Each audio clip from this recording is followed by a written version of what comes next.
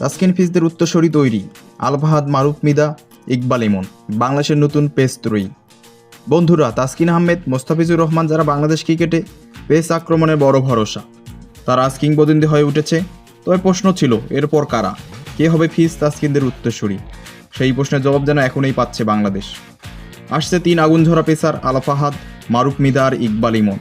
তারা অনূর্ধ্ব-19 দলে এখন ধারাবাহিকভাবে এমন আগুন ঝরানো বোলিং করছে যা দেখে ক্রিকেট বিশ্ব চমকে যাচ্ছে।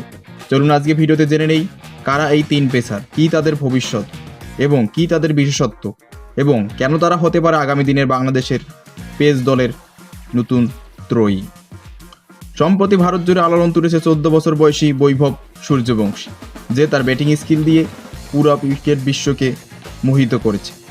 এদিকে বাংলাদেশও পিছিয়ে নেই, অনূর্ধ্ব-19 দলে খেলছে এমন 3 পেসার যারা ধারাবাহিকভাবে তুলে নিচ্ছে উইকেট। ছুটছে ঘন্টায় 135 থেকে 40 এবং তার উপরে গতির বল। আল ফাহাদ হচ্ছে তাদের মধ্যে অন্যতম। ডানহাতি এই ফাস্ট বোলার, যার সুইং এবং লাইন লেন্থে নিখুঁত বোলিং করার দক্ষতা এবং প্রথম স্পেলেই উইকেট নেওয়ার সক্ষমতা তাকে করে তুলেছে অনন্য। তার গতির সঙ্গে বুদ্ধির কম্বিনেশন এখন থেকেই চোখে পড়ছে।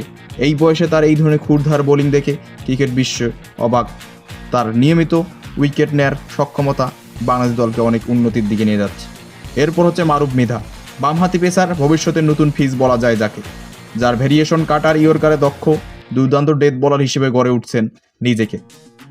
এরপরই রয়েছেন ইকবাল ইমন, শারীরিক গঠন ও বোলিং অ্যাকশনে আন্তর্জাতিক মানের ছাপ, আগ্রাসী মানসিকতা ও ব্যাটসম্যানকে চাপে রাখার কৌশল। প্রতিটি ম্যাচেই নিচ্ছেন 2 থেকে 3টি গুরুত্বপূর্ণ উইকেট, যা বাংলাদেশের দলের বিশেষত্ব। এই 3 জনের বোলিং দেখলে মনে পড়ে যায় তরুণ তাসকিনের বাউন্সার কিংবা ফিজের কাটার বিভ্রান্ত হওয়া ব্যাটসম্যানদের দৃশ্য। যদি ঠিকভাবে গড়ে তোলা যায়, আল ফাহাদ, মারুফ মিদা আর ইকবাল ইমন একসাথে গড়ে তুলতে পারে বাংলাদেশের ভবিষ্যতের পেস ত্রয়ী। তারা শুধু দেশের জন্য নয়, গোটা বিশ্বের জন্য হুমকি হয়ে উঠতে পারে। এদের নিয়ে বিসিবির এখন থেকেই আলাদা পরিকল্পনা নেওয়া উচিত, যেন তারা বিপথে না যায় এবং আন্তর্জাতিক মানে নিজেদের তৈরি করতে পারে। তো বন্ধুরা, আপনাদের মনে কে হতে পারেন তা পরবর্তী তাসকিন বা ফিজ? এই 3 পেসারের মধ্যে আপনি কাকে সবচেয়ে সম্ভাবনাময় মনে করছেন? কমেন্টে জানাতে ভুলবেন না।